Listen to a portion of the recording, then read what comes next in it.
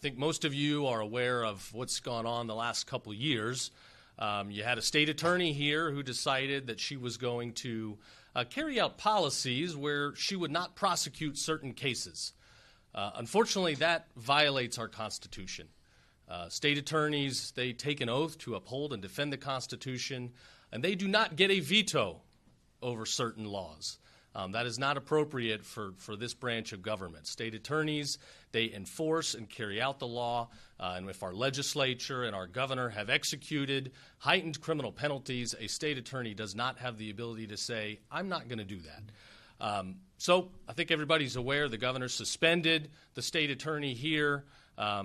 Supreme Court, the judicial system upheld that and sent a message. You take an oath, you have a job to do, and we're going to make sure you do that job.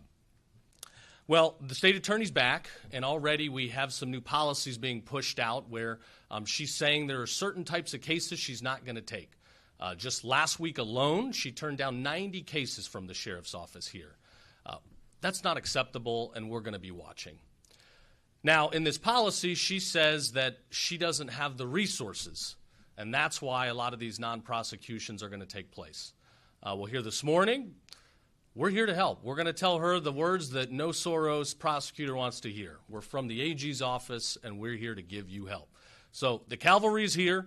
We've got a tiger team of prosecutors that we're going to be sending to help out.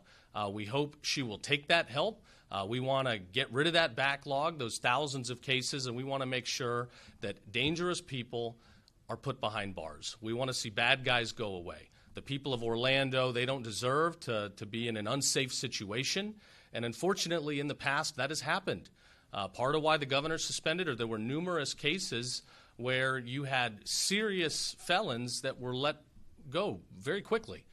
You've got a very aggressive felony case, they're let back on the street, and weeks later, murders take place.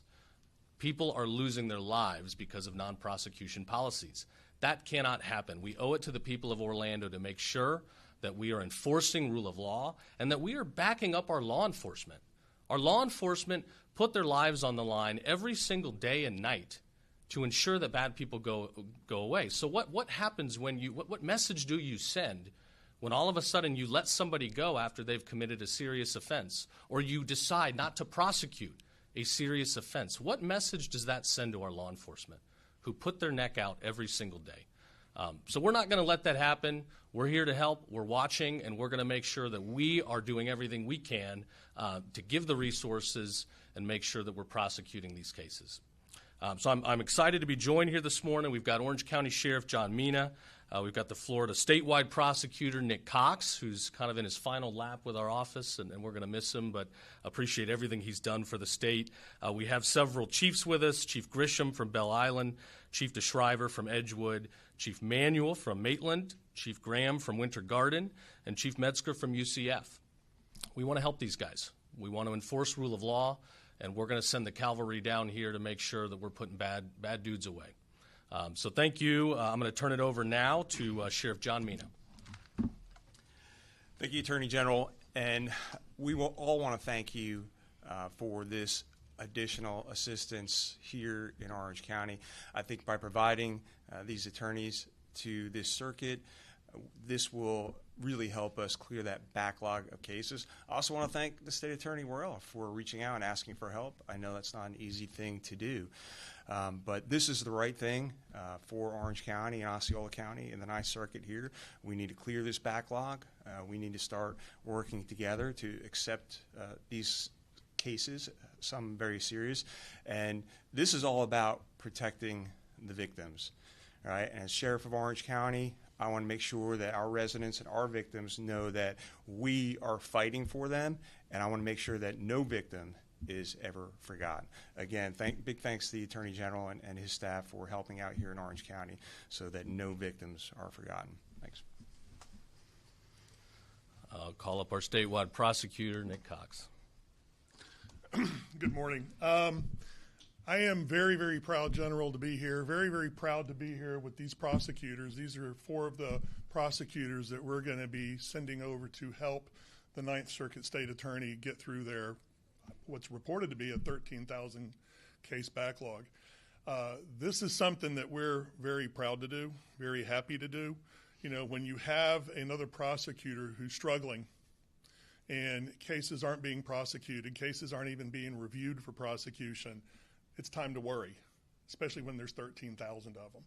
And so we are very, very happy to be doing this. By the way, this isn't anything new for the Office of Statewide Prosecution. We have done this in the past for other state attorneys' offices. In fact, we did it here several years ago when the matter came up where Governor Scott removed State Attorney Ayala, former State Attorney Ayala, on the death penalty cases. And when those were assigned to the Fifth Circuit State Attorney, Brad King, we actually reached out to him and said, do you need a little help? Because you just picked up 23 death penalty cases, and we were assigned about 7 or 8 of them. So this is nothing new for us. We've done the same thing down in Key West. When they were facing some problems down there, it wasn't anything like this. They reached out to us and said, would you please come help us? We're having a problem having enough lawyers down here to prosecute cases.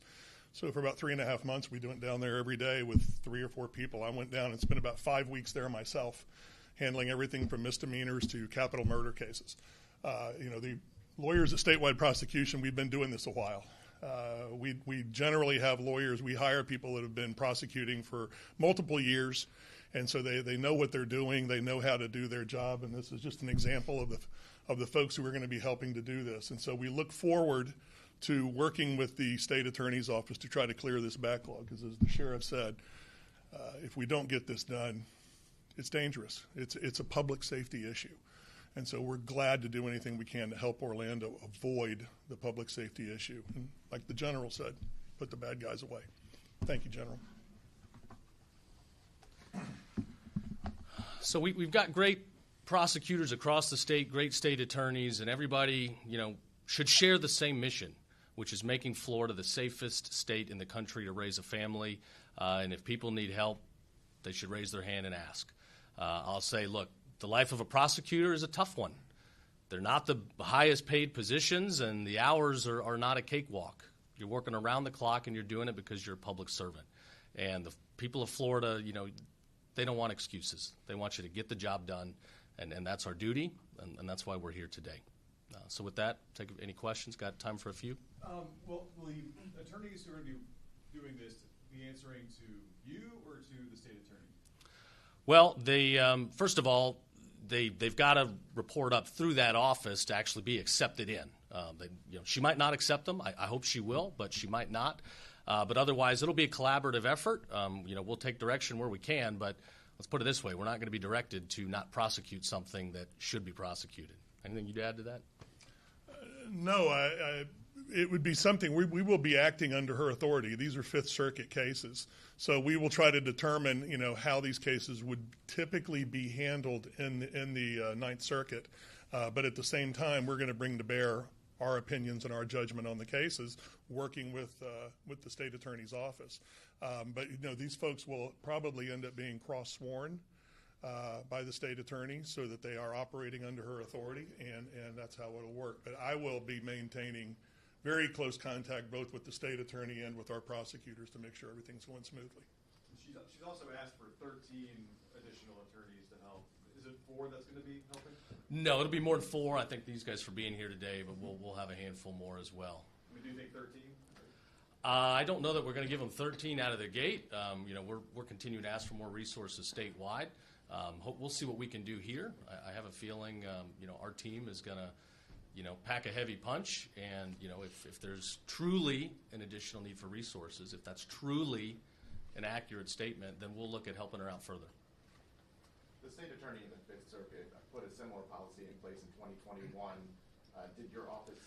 I know the state attorney here says that, but I'm not aware of any policy there that explicitly lists out offenses that are not going to be prosecuted, which include serious felonies, which include gun-related offenses. I'm not aware of that. I think that's a misnomer. That's not true. Is that something? Have you been in contact with the Fifth Circuit? Sure have. And what are they saying? The Fifth Circuit has not turned away any cases. And while we're on the subject, there was a grand jury that was convened in Polk County, I believe, looking into the state attorney Worrell. Where does that stand now, and are you able to say whether or not that case is closed, no charges, or is it still open? I don't think I'm allowed to talk about it. I don't know. I wasn't assigned to it. Yeah, I'm not sure. And in terms of the backlog of cases, has your office done an analysis of all the circuits? Like, how does Orange and Osceola County compare to the other circuits? Yeah, do you have anything there? Well, let me go back to the previous question. When you were asking about the Fifth Circuit, I have spoken with Mr. I apologize. I have spoken with Mr. Gladson about it, and the difference there is reports here have that there's over 13,000 cases. When I spoke to Mr. Gladson last, he has a few hundred. So they don't have the problem. They don't have the need for the assistance. And they've been able to keep up with it. I think one of the key things, if I might say, General, I think one of the key things that I saw with Mr. Gladson's policy is that his policy encourages contact with law enforcement and conversations with law enforcement. You know, as a prosecutor, I don't know what's going on the streets like these guys do. And so I need to listen to them. And so when you're dealing with these non-arrest cases, I think that's the key thing with Mr. Gladson's policy is that it encourages involvement with law enforcement. You were asking me, I apologize. I'm wondering if the Attorney General's office has done an analysis in terms of backlogs of cases. How does this circuit compare to other circuits, and why are we scrutinizing this circuit? May I, General? Sure, go ahead. I can't say that I've done any sort of a research like that. I don't know if the AG's has.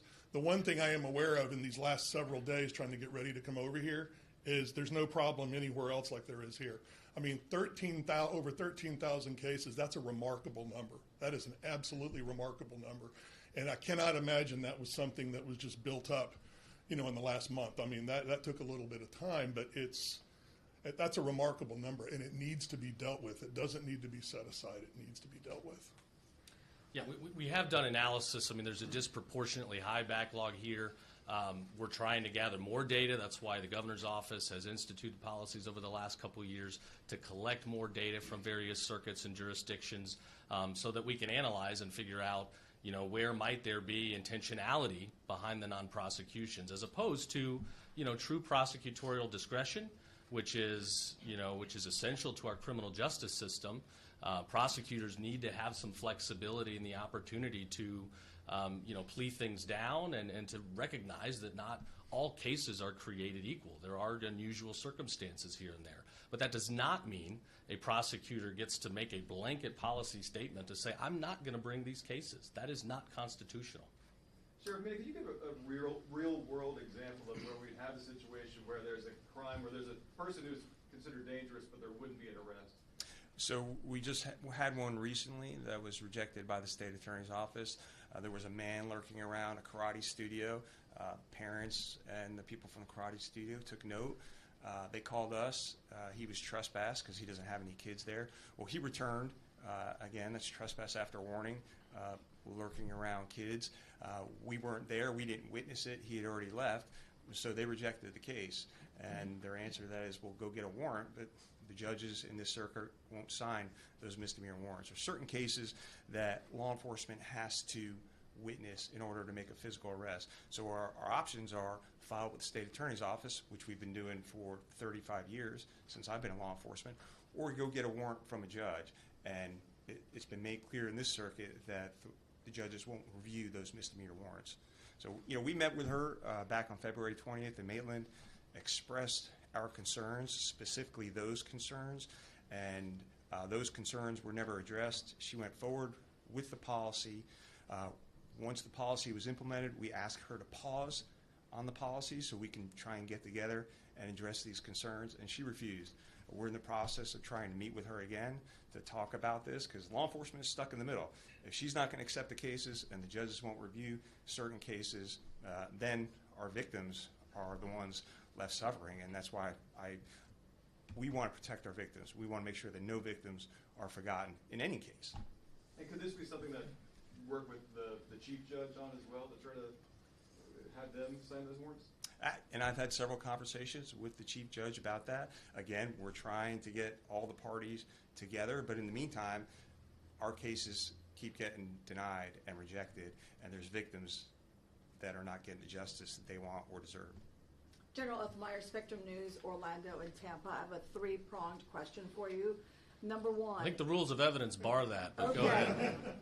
Number one, can you walk us through the timeline, sir, if you can, on when the backlog started to become evident? Was it with the most recent state attorney before Monique Worrell, or before that? My understanding is the backlog has risen over time. Yeah, I think State Attorney Ayala began the backlog.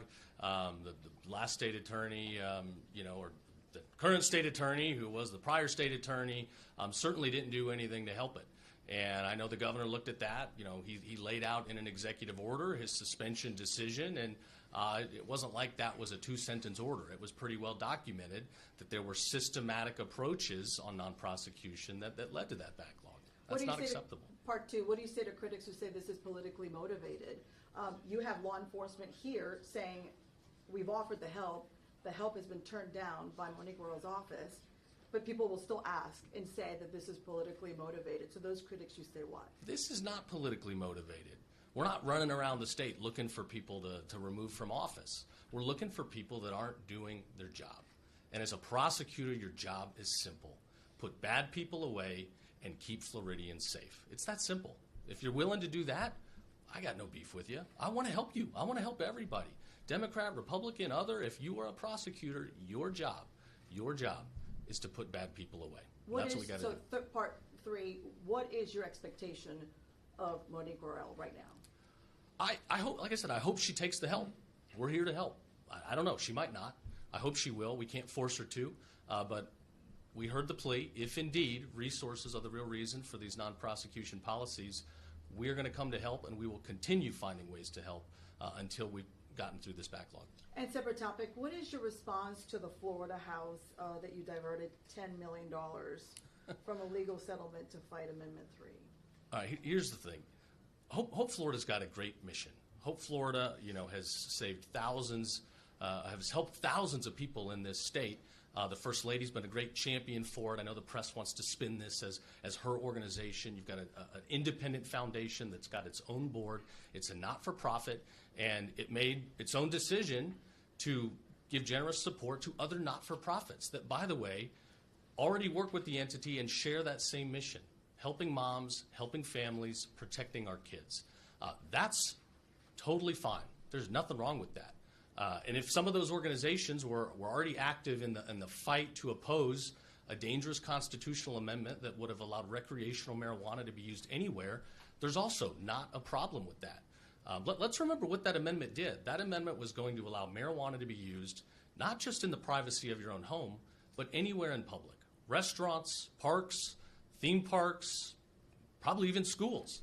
That put our kids in jeopardy. And some of these nonprofits that are out there that fight against drug abuse, they've seen what I've seen in other states that have allowed recreational marijuana. They see ER visits for kids going up threefold in some jurisdictions where recreational is allowed. And some of those are jurisdictions that don't even allow it in public, but it gets there anyway. It's no secret. I was very, very out there on the fight against Amendment 3. I think Amendment 3 challenged the way of life that we've worked very hard to protect here in Florida. It challenged our small businesses. It challenged our families. And at the end of the day, as our statewide prosecutor here knows, I'm all about the kids. And if you're going to put our kids in danger, you're going to have a problem with me. So Hope Florida didn't do anything wrong. I'm proud of the work they do. These other nonprofit organizations that have helped, against the Amendment 3 effort, we should be thankful to them, to all of them. They stepped up in a big way, and because of that, we won. General Uthmeier, you admitted that this backlog of cases is not a new thing here in the Ninth Judicial Circuit. So why did former State Attorney Andrew Bain ask for help? Say that one more time. You admitted the backlog of cases is nothing new for this circuit. So I'm wondering why former State Attorney Andrew Bain didn't ask for help. Well, my understanding is he was working hard to crack down on the backlog. And he was prosecuting a lot of cases that had not been prosecuted before. In fact, I'm seeing cases now where decisions are being made to not prosecute that I know for a fact that state attorney would have prosecuted.